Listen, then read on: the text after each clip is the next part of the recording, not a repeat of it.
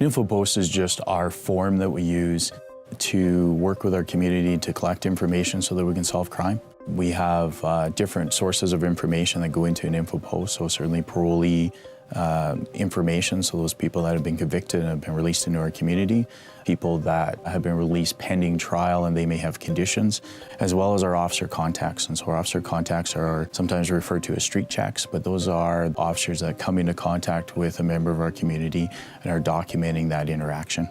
And then what we'll do is we'll take a look at who needs to have this information. The Intelligence Evaluation Unit will take a look at every single one of those information posts, and what they will do is they will make sure that they were lawful, that they're unbiased. We want to make sure that they're not random, and they will then make sure that they get disseminated to the proper unit.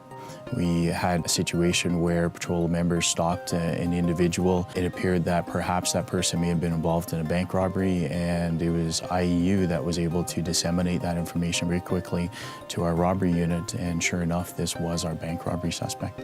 We've had sexual assaults, some of them historical, 15, 20 years old, that we've been able to solve because a patrol officer was diligent and put in a good street check with good information. We're always very careful how we disseminate and how we use this information. The important part is on the front end is to make sure that we're collecting it lawfully, which is absolutely crucial. And then what we'll do is we'll take a look at who needs to have this information. I would suggest that if we come across an individual that is coming out of a hardware store with a bunch of nails that they've just purchased and they have a pressure cooker, which neither one are illegal to possess, I would think that in this climate that that's something that other law enforcement groups and agencies and our partners with regards to national security and counterterrorism would be very interested to know, and that would be something that we would share. We would look at things on a case-by-case basis. In the 10,000 InfoPosts that we've had submitted so far this year, we have had 0 that have come back being biased. They have all been lawfully obtained. That's a testament to the training and to the professionalism that our members have. What we are certainly very aware of is that there's sensitivity in the community around this. Over half of our officer contacts are actually as a result of calls for service. So that's community members calling us and saying that there's suspicious activity down the block.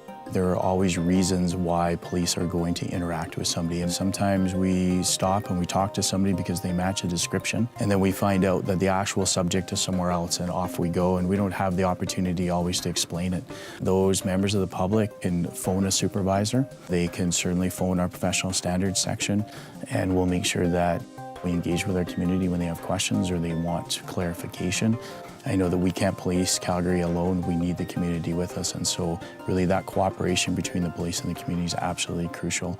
And so using street checks or officer contacts and be able to analyze it so that we can actually report back to our community around why it is that people have been stopped.